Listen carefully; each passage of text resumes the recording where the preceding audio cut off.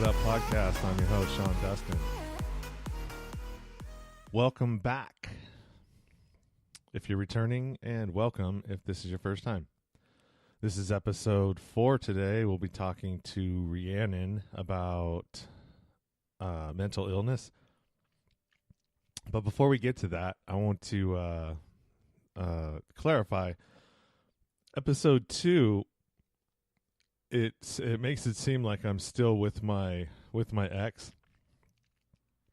So this episode 2 and episode 4 were recorded before, like a ways back. So it's not really time-wise in order. I think from this point on, though, it will. So after episode 4, from 5 on, will be pretty much more in order with where my life is today. But, I had to, I've been planning this thing for over a year and putting pieces together here and there, in my spare time. So that's kind of how it got done. Going forward, the sound on episode 3 I felt was a little bit too, the recording level was the gain was a little too high on it, and I apologize for that. Hopefully in this episode we will have fixed that issue. Well, at least in this part, the sound quality in episode 4 actually is pretty good. I used a more not modern mixer to do it for the phone interview, and I think I'm probably going to switch back to that because my H4 or H6 Zoom and the mic that I use for doing Skype interviews, it has a hum in it, or some noise in it, and that I don't really like. So I think I'm going to go back to that old school mixer for the phone interviews with a USB interface. Anyways, so as always, if you get anything out of this podcast, please rate it. You don't have to review it, but at least if you can give me a rating. If you don't know how to rate, just scroll down, in the library. Once you hit on the Nowhere to Go But Up cover art in your library, then you scroll down till you see some stars and just tap whichever star you want to give me. It's that simple. Yeah. So, and then any comments, questions, good or bad, topic request, anything you want me to see, you can email me at nowheretogobutupnow@gmail.com. Don't be afraid to send me your stories, dating stories, or stories of struggles. Those are all, what this podcast is about, and I'm always willing to, share with other people's struggles. That's I believe that's how we learn. You can follow me on Instagram at Nowhere to Go But Up Now, on Twitter at But Up Now, and Facebook page is Sean Dustin. The podcast page from my host, which is Libsyn, is nowhere to go but up now.libsyn.com, and you can leave comments on that page as well.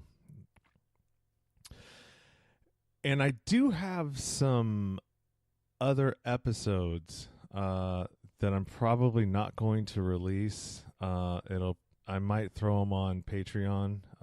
One of them or two of them are with my friend Elise, talking about dating, and one of them is with my friend Jeremy, and we were talking about stuff from the past. Me and him we've been friends for over 10 years, and he taught me how to do some of the carding stuff. And so we had a conversation about some of that, and sort of where both of us are and how we met, and it was a pretty funny conversation. So I think, because I need to start generating some sort of money coming into this thing, so because right now I'm funding all the stuff from the equipment to just everything. And where I'm falling short is marketing. I don't, social media marketing to me is, God, it takes so much time. But I want to, like I said, try to bring an intern in here and somebody who knows how to do that. And I'm probably going to have to pay him something. So if I could get a Patreon going and help kind of facilitate that with the costs, then I think that that would be a good one. And then I just throw all the personal, things from my past. I plan on talking to one of my ex-wife, actually, so you could tell her story, and then, we'll probably talk a little bit about our relationship and, stuff like that. So anyways, enough of housekeeping. Let's get to episode 4 with Rhiannon. What's up? This is the Nowhere to Go But Up podcast. I'm your host, Sean Dustin. We are here today talking with Rhiannon. Hi, Rhiannon. How are you? You there? I'm good. How are you? Doing well. I'm doing good. well. How are you? I'm doing well. We've had a couple of minor technical difficulties here, but we are back on track, and we had a start, but we're going to have to start over. So I apologize for that, Rhiannon. But we were talking about mental illness. That was what you're struggling with, correct? Correct. And it was hereditary, you said, right? Correct. And so tell me about it. What's it like struggling with mental illness? I mean, I know that I don't know that I've experienced mental illness myself. I mean, I know I go through a little bit of depression here and there, I just feel like it's one of those things that it could be taken either way, but it's something I never really thought about a lot because it never was that bad. You have a down day and you're like, all right, well, pick yourself up and let's try again tomorrow. And obviously for people that are struggling with mental illness, that doesn't go away. Yes, that is correct. And as I was saying before, our technical difficulties, that, there is a correlation between nature and nurture when it comes to mental illness. And no matter whether you're struggling with it for a small period of time or if it's something that, it plagues your existence, for a long period of time or through a lifetime, it's never any less valid. Feeling depression and anxiety can be a natural state of the human condition, especially with the environment that we live in and things that we go through. And but for the difference between, having periods of depression and having, mental disorders, the severity and the intensity is much different. And, the length of time, seems to be more prevalent. So for me, I struggle with chronic clinical depression. I have OCD. I have cyclomanic disorder. I also have small amounts of borderline personality. So for me, now that I'm older, I think that things have become better. I definitely struggled more as a young child, obviously because I didn't have the wisdom that I do now. And I definitely, it was hard because even though you're a parent, that has the same hereditary issues and you've experienced them, everybody's situation is different. Depression, I was talking about it with my friend today, and, depression, it's hard to describe. It's more of like a soulful ache. Every cell in your body just seems to chronically be in some form of pain.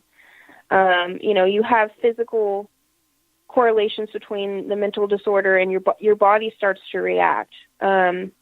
For me, I have to sleep a lot to be able to combat these things, because if I don't sleep properly, obviously my energy level is very low, my focus is gone. I start to have thoughts not necessarily of like suicide, but, you know, I'm definitely not in a positive state of mind. I'm not productive. You know, I'm more likely to overeat or self-medicate, those kinds of things. With anxiety, that kind of wraps itself in that. I feel like that's the worst part for me out of the disorders that I've been diagnosed with. I think my anxiety is definitely the worst. It's ranged from blackout panic attacks to self-medicating, addiction, you know, odd behavior and just doing things I wouldn't normally do, and not being able to calm myself down, not being able to hold down jobs or relationships or friendships. And it's scary because a lot of times for anxiety, you can kind of get like hallucinations. It's very hard to determine what's real and what's not. And reality becomes this skewed mess, and, you know, you feel really alone. You feel like every hair on your body seems to be standing up, and like there's just a needle in every pore of your body, just constantly on fire. You know, and you know in your head that your mind's like, you're fine, but your body is having a physical reaction, and then your mental state starts to interact with that as well, and so it just escalates itself. And so panic attacks can be very hard to control, and you just feel like you have no power over your own life, and that your brain is basically just trying to run you into a brick wall over and over again, and like you have no say in your own existence and your own day. And when you wake up every day, like you're at the mercy of yourself, and what mood is, or what is my anxiety going to let me do today? I mean, there's even memes about it online, like, okay, well, anxiety, what are you going to let me, you know, do today? And some days it's worse than others, and there's never really a reason for it, whether it's just your serotonin level is lower or higher, or something happened the previous day, or something in the water. But it just feels like you're completely out of control. And when society doesn't understand you, or you don't have a proper support system, it can be actually just really, really a detriment to yourself. Well, this is actually something that I can speak to. Not that I have personal experience with anxiety myself, but my ex-wife, she dealt with anxiety like hardcore, to the point where, I mean, it controlled her life, like you're saying. She couldn't go over bridges because she'd have an anxiety attack. She couldn't go on BART. Well, she could go on BART, but she couldn't go under the tube. And it was really difficult to hold a relationship with her, because I want to go out and be spontaneous and go explore the Bay Area, go do this, go do that, go have fun, go here, go there. And it was not like that for her. She couldn't just do that. If it was outside of her comfort zone or her routine, it really screwed with her. And I remember once we were driving back from, God, I don't know where it was, but we came through where her mom lived in Manteca or somewhere over there. And she was having an anxiety attack on our way there.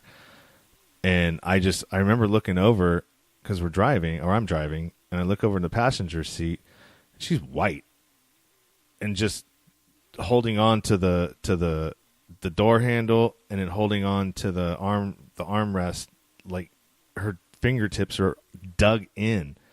I'm like, what is wrong? What's going on?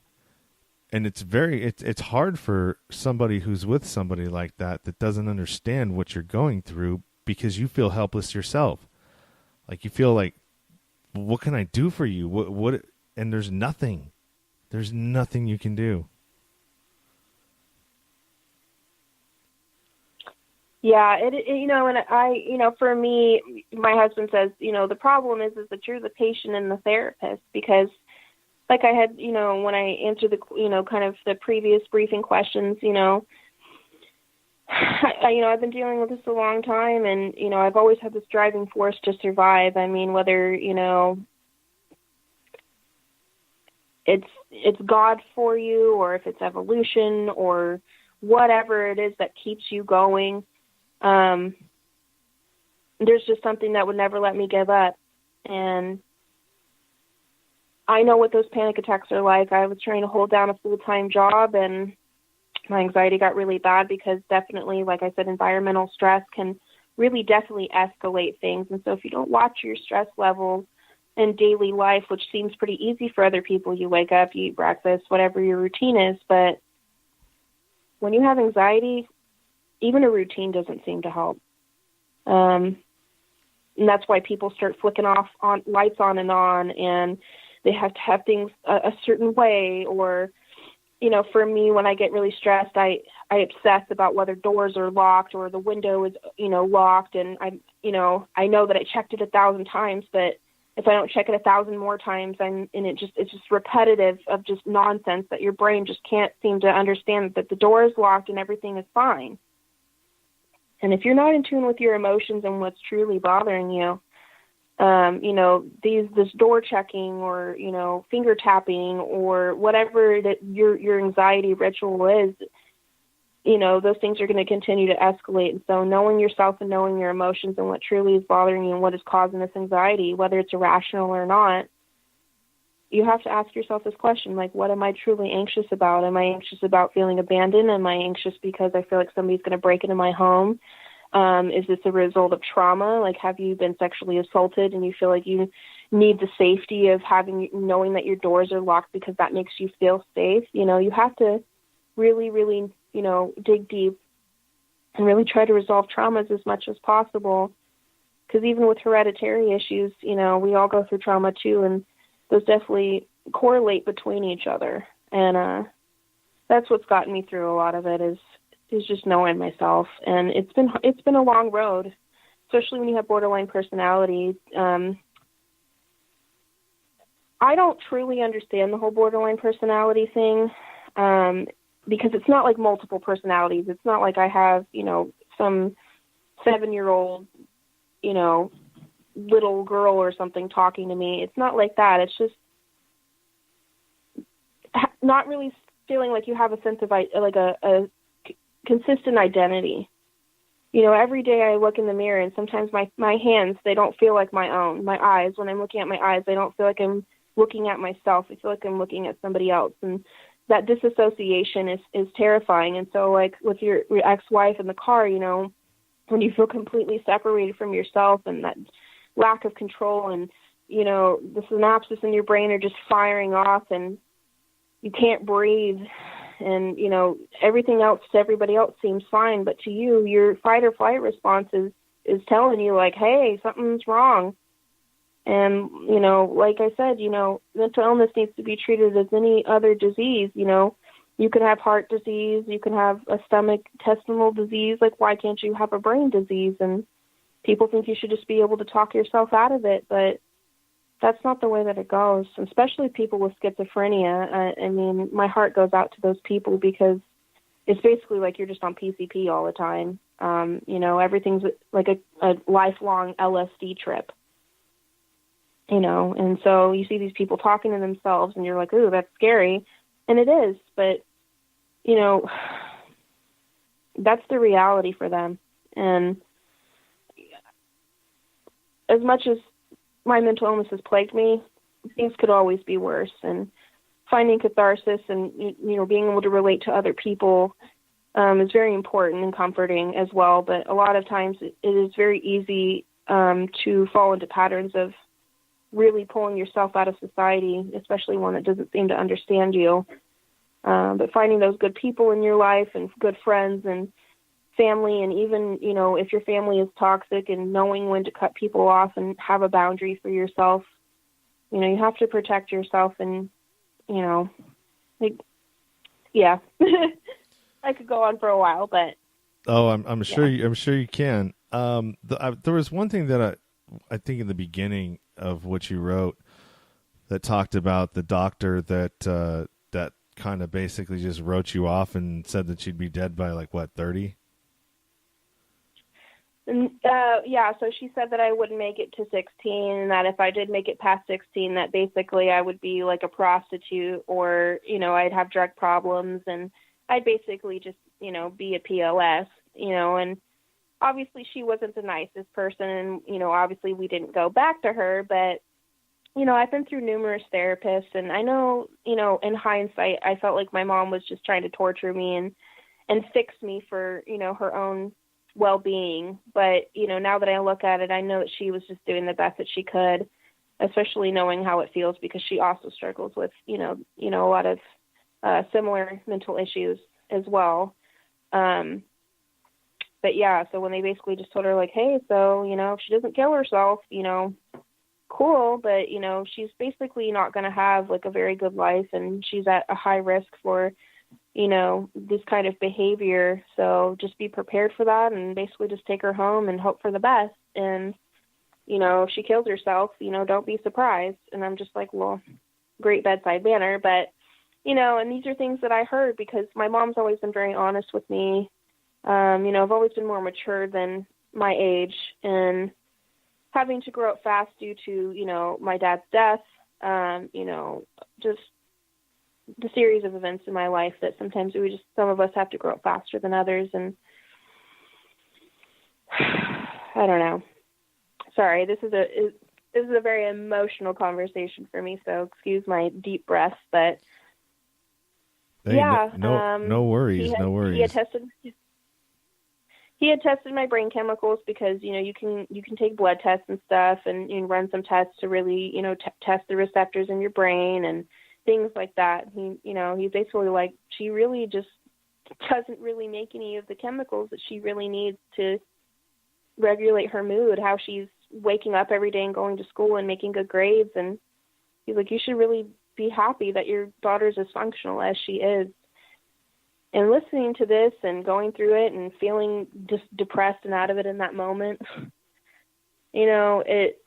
I think a lot of, in hindsight, now that I think about it, it really helped to hear those things, because it was like, you know what, screw you guys. I may be depressed, but you know what, I'm going to do better than that.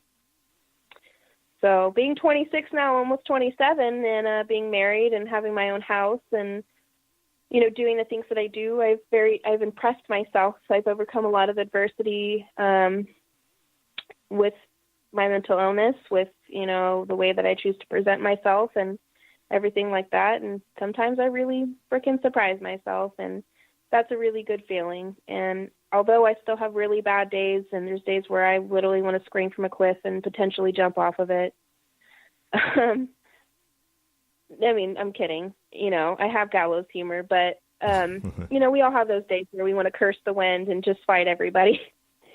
But, at the end of the day, I have very good friends. My mom has come a long way with our relationship, and although losing my dad was an intense experience in my life, especially at such a young age, when you impress yourself, especially when you've come from that, it's a great feeling. And I hope that people who are listening to this, that, if you ever do contemplate suicide, that, there are always going to be here. People are going to be here for you, and we love you, and we could be strangers, but, you are always welcome in my home. You are always welcome to talk to me. Open arms, open hearts, and, let's be there for each other, because I've been at that point where I've had a gun to my head, and I never want that for anybody, ever. Whether it's in the moment because you're having a hard time at work, or you're going through a divorce, or whatever it is, whether it's hereditary or not, you are valid as a human being, and you deserve to have your feelings and your emotions validated and seen and heard, and to have that support, and allow yourself to have that support, because sometimes it's hard to ask for help. For me, I'm very independent, but I've come to terms with it. Sometimes you just need to stop being stubborn and just let people help you. It doesn't mean that you're weak. It doesn't mean that you're less than. It means that, we all need help sometimes, and I ain't going to tell nobody. Everything that you tell me is in confidence, and I'm not here to judge anybody.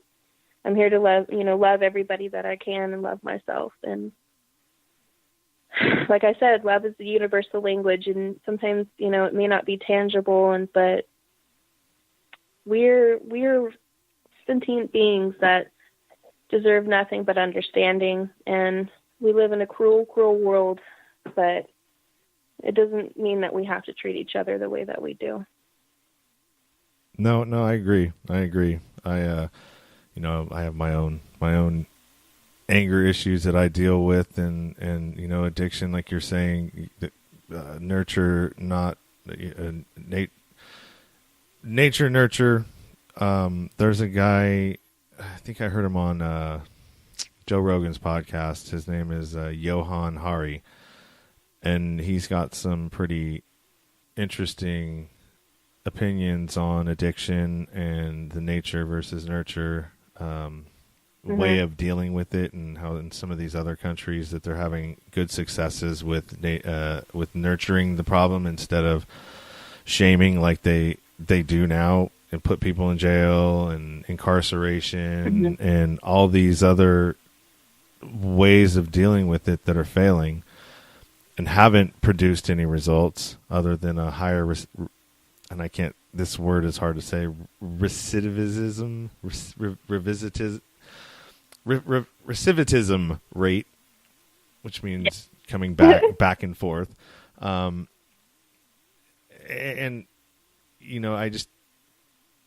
I don't know, it's really just to be an American right now. And I had it wasn't really an argument, but not to get off the topic, but I'm kind of bouncing here.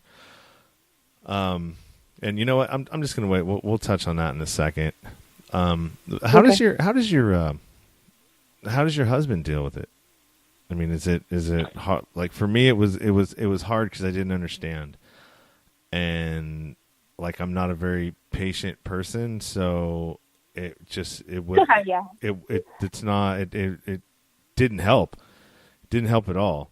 Mm-hmm. Because it just.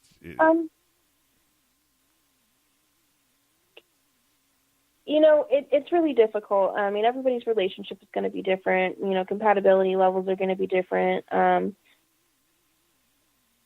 For me, like I said, because I'm the patient and the therapist, as he says, I do handle a lot of my own issues. But there was a time when I started working full time, and for some reason, I just had started Prozac, which is, I've tried a lot of different medications, and I decided to try Prozac because it's like the oldest on the market or whatever. And, medication's not right for everybody, but I'll get into that. But for me, I came to terms with it was something that I needed to, as a tool, not as a crutch, but as a tool to help me, have a better quality of life. And I wasn't on medication, and I didn't feel like, for me personally, I didn't feel like it was fair to allow myself to act the way I was and having my anxiety be out of control when there were things that I could do to mitigate it for myself, for my own well-being, and for the well-being of the people around me. And it's not to say that, I'm a burden to people and that, these people shouldn't be here for me or, something like that. But when your spouse is watching you, basically flip out, and they have no recollection or any idea of how it is to feel this way, they can only understand so much. You can try, you can read every book, do whatever you can to try to be there with them. But, like I said, you don't have, sometimes you just lose patience for it, and it's understandable. Like, for instance, with my dad, he was severely bipolar, and, my mom loved him very dearly and tried to be patient with it. But if you're not going to take the responsibility for yourself and your own mental well-being, and you're coherent enough to know there's an issue, that's not right to put that on somebody else, because ultimately you are responsible for yourself, and there can be people there to support you, but they're not there to live your life for you. And so, do the best that you can and go from there. I mean, my husband, like I said, he tries to calm me down, but, he gets irritated too, because he's like, how many times do I have to tell you? Like, it's okay, it's okay, it's okay. But for me, in my head, no matter how many times people say it's okay, if I don't feel like it's okay and I can't tell myself and believe that it's okay, it doesn't matter how many times you say it or how many different ways you say it. And so, this is where, personal responsibility and self-love really comes into play, and allow people to support you and help you, but you really have to make that effort for yourself, for your own life and your own quality of life.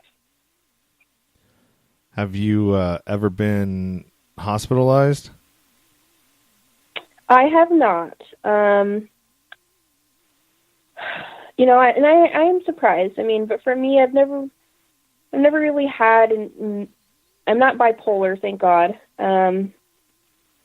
Because that was definitely, up for grabs, in the genetic pool between my mom and my dad. And bipolar is very rough because, as long as Prozac has been around and all these other medications are coming out, I feel like bipolar has definitely been left on the back burner.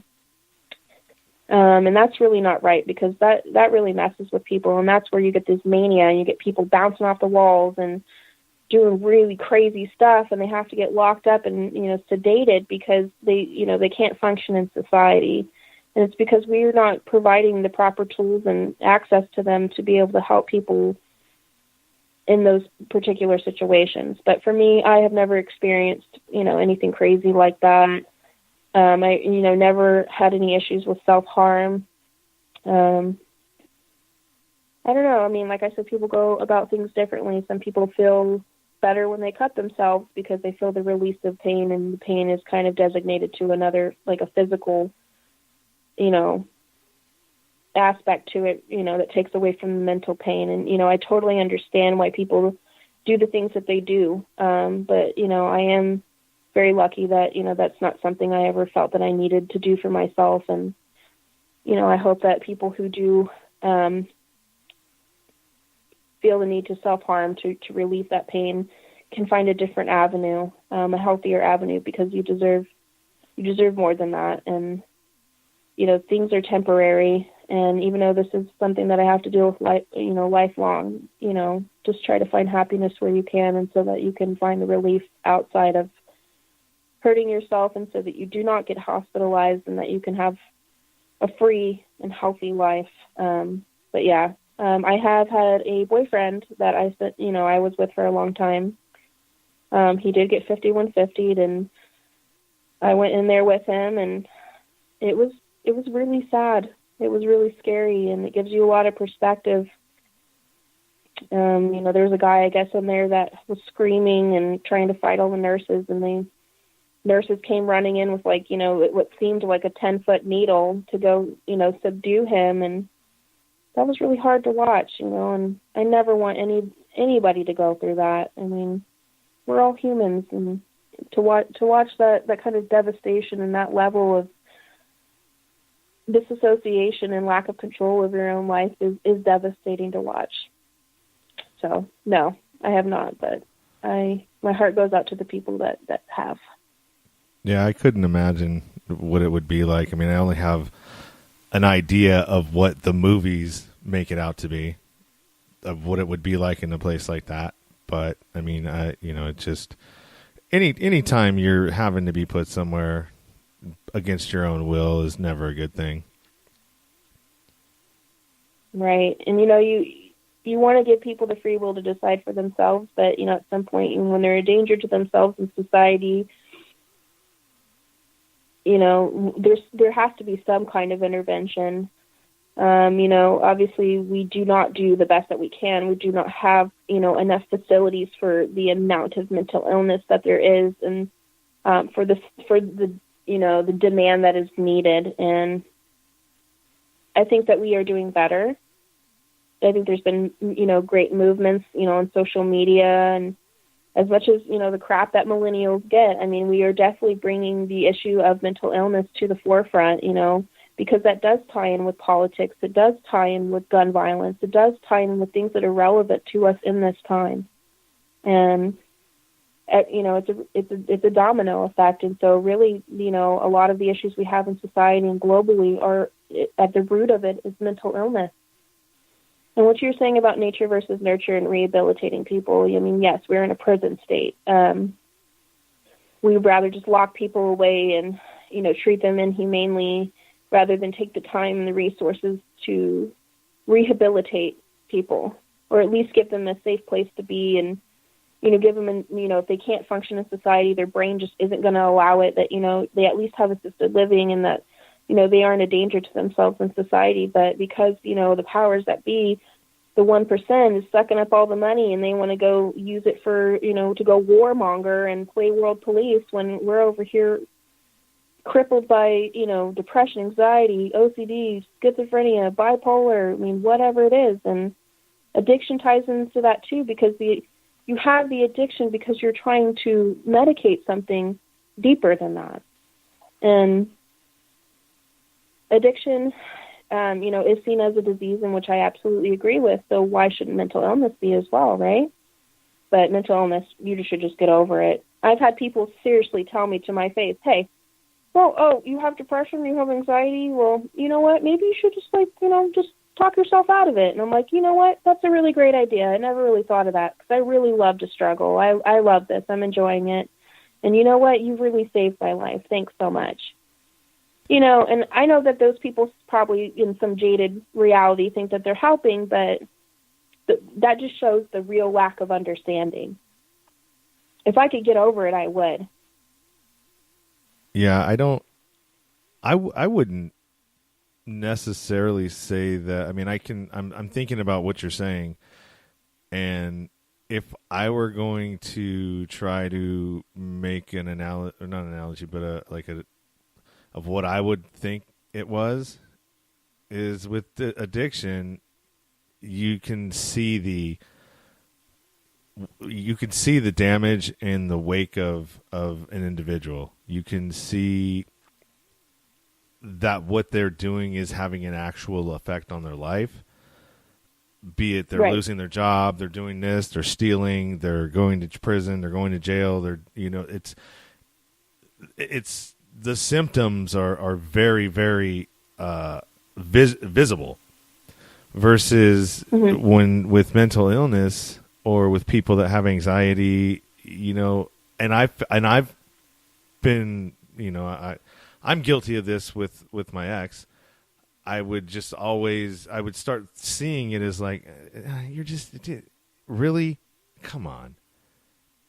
You're just using this as an excuse because you don't want to go, or this or that, because we can't see it. You have to take somebody's word. And I just, people trusting people is really difficult, especially in these days. Yeah. Nobody trusts anybody. Nobody wants to open up to anybody. Nobody wants to talk to anybody. Everybody wants to be in their space, whether it's, social media, this, that, the other. Nobody wants to take risks. And I think we've gotten so far away from who we are in humanity as humans, in what we need to be together. It's not isolation. And I had this conversation with an individual not too long ago about back in the day when, we got together in tribes. There was a reason for that, because, we cooperated. We got a lot more done together.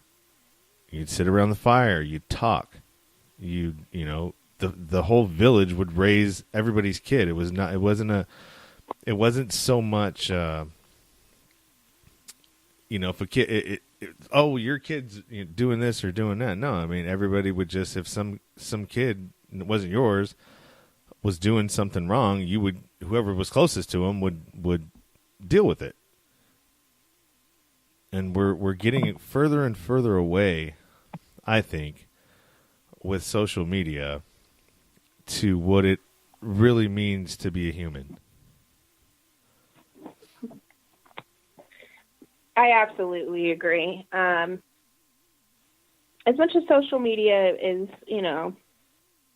it's fun enough. I mean, there's a duality to this very existence, and in every aspect, because everything that we're supposed to learn in this life is about balance and, seeing both sides of things, but still being able to stay reasonable. And we definitely are lacking a lot of humanity. But, like I said, we are very young in the cosmos, and as much as our egos want to tell us that, we're it, no, we need to do a lot better, and we need to take personal responsibility. When you take personal responsibility as an individual, you lead by example. And then, again, the domino effect. But nobody wants to ever admit that they're wrong. Nobody ever wants to admit that they need help, that they need support. And so we're all supposed to suffer in silence, and then it just builds resentment, and it builds tension, and it builds this hate for each other. But we need to love each other. We need to have unity, for the growth of ourselves and our species, to protect ourselves and protect our hearts. And we deserve to live on our own free will, obviously without hurting other people. But we have a lot of problems in this world, and there's a lot of issues. There's a lot of serious issues. There's wars still going on. There's things happening in Syria. There's, all across the world, there's still bad things going on. I don't know about you, but a lot of the things that I listen to and a lot of things that I read, everything is cyclic. All right. Life is cyclic. Everything on this planet is cyclic. It happens in cycles. And we need to be worrying about what the next cycle is going to be that could possibly take us out. Because we're not going to be here forever. The exactly. life on Earth has been wiped out. I think I want to say 4 times, maybe 5 that we know of. The dinosaur. I'm not going to speak on most of it because I can't talk about it intelligently. Because, like I said, I'm no expert on anything. I just regurgitate a bunch of shit that I listen to on other podcasts and maybe write down. And hopefully the podcast that I'm listening to is reputable enough that they'll have people on there that are factual.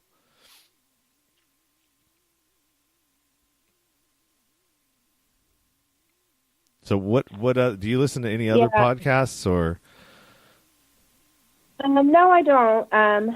When I reached out to you, this was definitely something new to me. I listened to this podcast at night of this guy that basically just, kind of just talks to help you go to sleep, which is interesting. But no, I mean, I've heard, through my husband, like Joe Rogan's podcast and stuff like that. I'm really a big fan of Tool, like Maynard, and they're really good friends. And Joe Rogan is extremely intelligent. And, while I don't agree with everything that he says, I love his passion, and I love where his heart's at, to let other people know, like, stop being shitty. This isn't how it needs to be. And like I said, there's a lot of Tool songs that really talk about this, that, whether, we have religious differences, that, we need to learn how to communicate, or this is going to be our downfall, and we're getting to the point where we can all feel the tension. We can all feel the impending doom. And as much as politics are really stupid and just are here to divide us, and keep contributing to this duality, to keep us sick and poor and, easy to control for whatever the agenda or the benefit is. We don't have to play this game. It isn't Hillary or Trump. It's whoever we want it to be. We can be whoever we want to be, but we need to choose to be the right person. And while we don't need to be perfect, and we still have a lot to learn, if you meet everything with love and respect, just on a human basis, regardless of what color you are, what orientation you are, at least have the decency to just either be nice to people or mind your own business. And if you have nothing, I know it sounds cliche, but we learn these golden rules as a child. Like, if you have nothing nice to say, then don't talk at all. Do unto others as you'd want, done to you. It's the same. It's, these rules sound cliche and stupid, but they're not. If we actually lived by those, I feel like we'd be in better shape. Oh, definitely. And Rogan has been a huge influence of mine. I mean, I've listening to that guy and all the different guests that he's had on. I mean, I just would go back and I would hear stuff and then self-analyze myself. And I mean, even to the point where I'm pulling myself out of a toxic relationship. I mean, most of the toxicity is probably because of me. Not that it wasn't warranted, but I mean, it was just a situation where, my anger was getting the best of me, and I just didn't like the person I became when, I was around this person, and they just sparked more. They sparked what's the word? Right. What am I looking for? I feel like a significant other should bring out the best in you. And Absolutely. when somebody, when you're with somebody, it doesn't matter whose fault it is, what I did or what they did, but when you get to the point where that person brings out the worst in you, and as somebody that's supposed to love that individual, are doing things that somebody wouldn't love, that you would do to somebody that you wouldn't love. And right. And having a 19-month-old daughter, and just seeing her being scared, and it just took me back to when I was a kid and what I went through. I don't remember, but I can only imagine if I'm repeating it, then I must have seen it, and I don't want my kid. I mean, I don't want my kid to go through that, and that was the last straw for me. I mean, it's not like I was beating her up, but I mean, being verbally abusive and bullying because you're just angry is just it's not okay, and it's not okay for my kid to watch, and she's not going to grow up thinking that that's okay, and that guys should be talking to women that way or treating them that way. Yeah, and being able to have that introspection to know that things need to change. Like I said, nobody's ever perfect. We all make mistakes, especially when we get caught up in our own emotions. We get caught up in relationships, and you love people, and even when you know that things are just not right anymore. I mean, people grow apart. And just because you love somebody doesn't mean you need to stay married to them. It doesn't mean that you need to stay with them.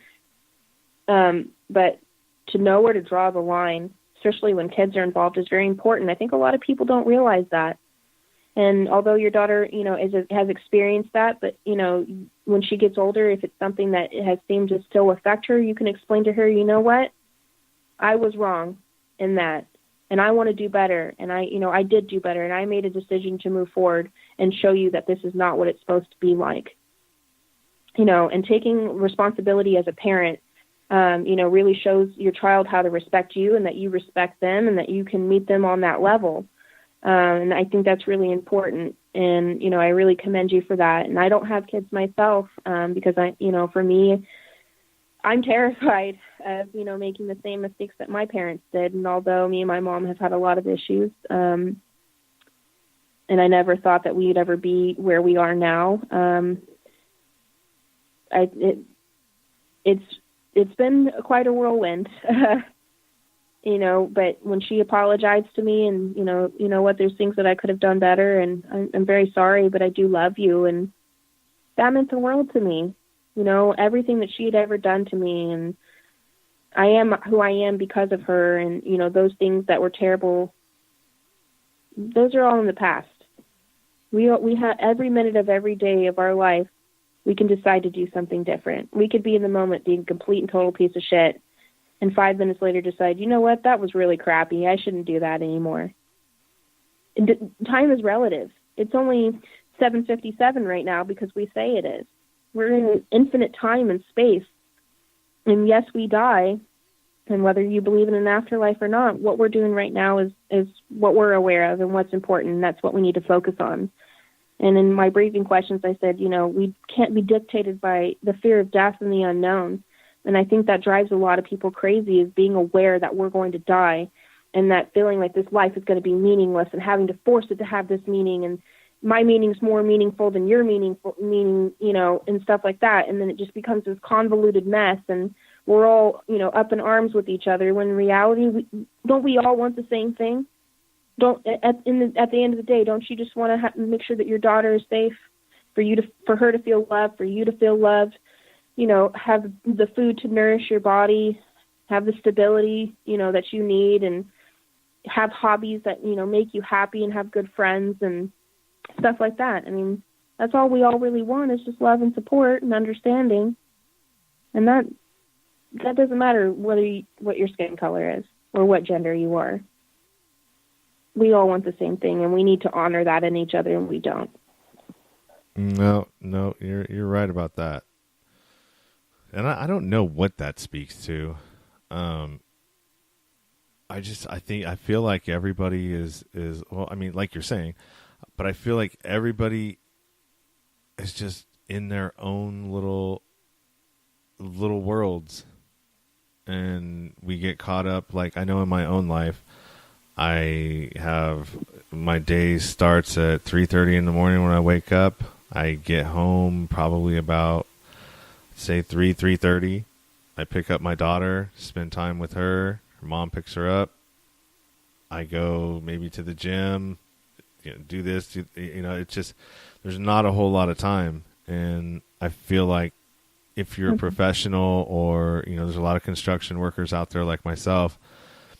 I mean, we're just going, man. It's just pew, pew, pew, pew, pew, and not a whole lot of time for anything else. And there's I don't feel like anything I'm doing other than making money for to take care of my family, but I don't feel like it's meaningful. It doesn't give me joy. It doesn't. I don't feel like I'm making a difference in anything. And with the experience that I have with addiction and some of the other things that I've been through in my life, and having to start over 3 times at zero,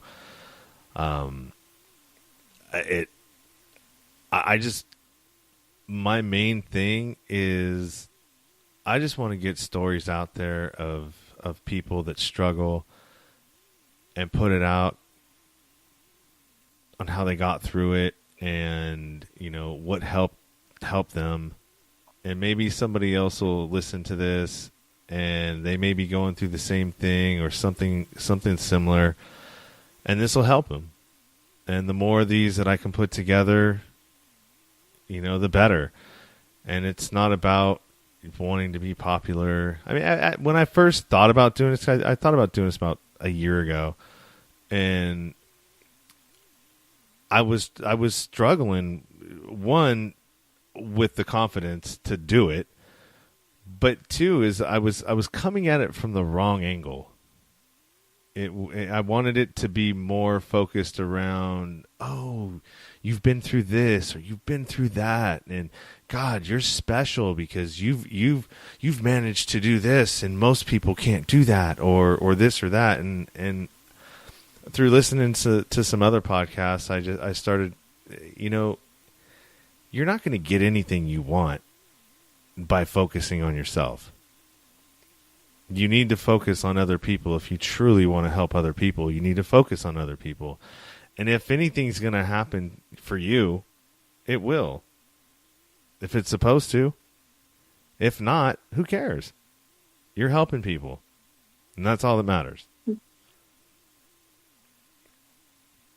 Absolutely, and I totally agree with that. And, for me, a lot of, random people come up to me, and there's, the people can talk about auras or energy or, things like that. And, for me, I definitely have, some convictions in that as well. But I think what you put out is what you get back. It's very karmatic.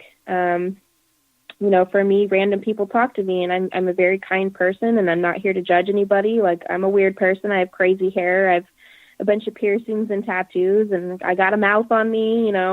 I say and kind of do whatever I want. Obviously, not hurting anybody, but I'm very myself, and very outward about how I feel.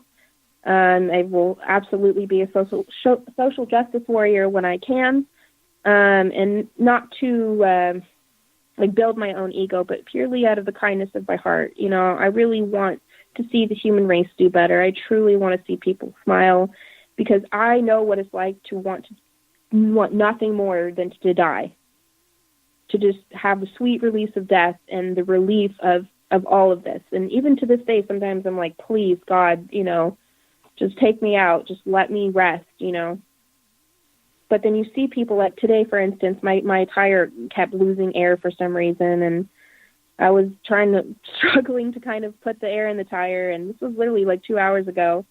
And this guy, you could tell he had his work shirt unbuttoned, he had a 6-pack of beer, he was ready to go home. and he saw me kind of struggling with it. He stopped to ask if I needed help. He didn't have to do that. He doesn't know me. He doesn't owe me anything. And obviously he looked really tired and wanted to go home and enjoy himself. And, that right there, that restores my faith in humanity. And that's all it really takes. You don't need to have some grandiose, event to, prove all this stuff to people. Sometimes it's just as simple being like, hey, do you need some help? Or, hey, you feeling okay? Or, hey, let me get that for you. Because nobody ever does that anymore. So even the simplest thing is like, go gasp, like, what is happening?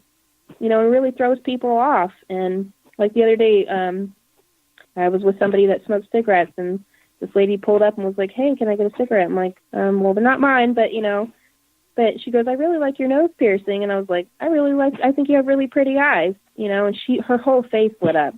And it wasn't anything sexual. I wasn't coming on to her. It wasn't anything weird. It was just like, hey, I like something about you too. And I'm sure she was happy for the rest of the day, and I truly meant it.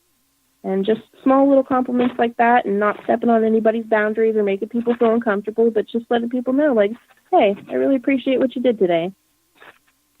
That goes so far. Yeah. And I had a lady come up to me in a dollar store, and she was older, and she was like, can you help me pick out a card for my mom? And I was like, okay, sure. And we were going through all the cards, and I didn't know her. I was on my own time, and I didn't have to do that, but I wanted to make that lady happy. I genuinely wanted her to pick out the best card she could for her mom.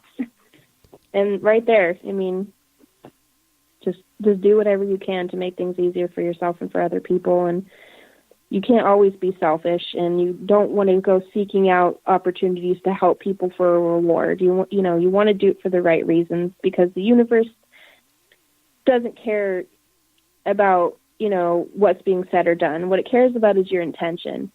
And if your intention is to deceive and your intention is to boost your own ego, what's the point in helping somebody if it's just for you?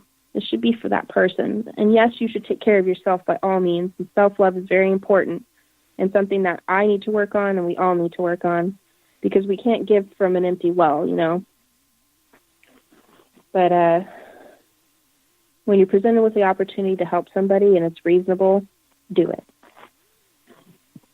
That's good advice, and I think that would probably be good to end on right there. What do you think?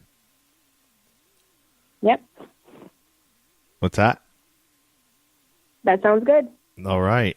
Well, Rhiannon, it was good to talk to you. Do you want to, plug your email or social media in case anybody out there wants to hit you up that's, having some experience with this or difficulties or troubles, or, maybe they don't know, or they think that they might have some issues. Like I said, I'm not an expert. I don't know anything about mental, anything that has to do with therapeutic stuff. I don't have a license to do anything. I just know about me and how I get through my stuff, and you probably just know about you and how you get through the things for yourself. But, if anybody identifies or resonates with your story and wants to get a hold of you, how can they? You can call me, you can text me, you can email me. My Instagram is amethyst_ISH. Feel free to, follow me or direct message me. My name is Rhiannon Stedman on Facebook. I'm the crazy girl with the pink hair. Don't be intimidated. I'm really nice. Like I said, I'm not a licensed therapist. I have dealt with many of them. But, I'm more than here to be a friend. And, don't be scared. I know that we have trouble trusting each other, and I totally get that. We live in a very scary time, especially, with the way things are going now. But I love all of you, you crazy little humans, and, be the best you can to yourself and others. And if you feel the need to reach out to me, I absolutely want you to. And we're all here for each other, and let's do better. So. And likewise on this side, if you want to email the show, it's nowhere to go but up now at gmail.com. Facebook, nowhere to go but up now. Actually, no, the Facebook one, because they wouldn't let me. They wouldn't let me put that on there because it wasn't a real name. So scratch that one. I forgot that. I have to figure that one out. But I am on Instagram. Nowhere to go but up now. On that one, and I'm still working on the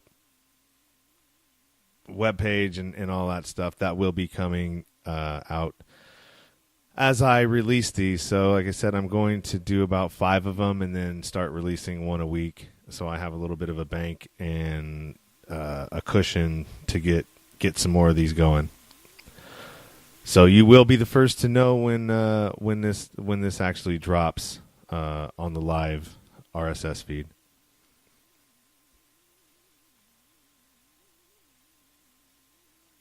All right, sounds good. Well, love you guys. Be cool and be kind, and have an awesome rest of your night. And that's all I really got to say. All right, Rhiannon. Thank you. Have a good night. You too.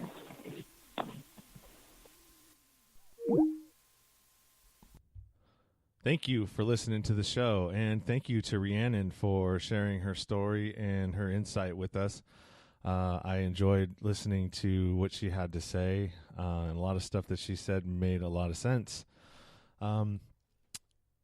So hope you enjoyed the show. As usual, if you got something out of this, please subscribe, rate, and review. At the very least, subscribe and rate. If you don't know how to do that, just scroll down through your podcast app on your Apple. I don't have Android, so I don't know how to do that on Android. I should probably figure it out so I can tell you how to do it if you don't.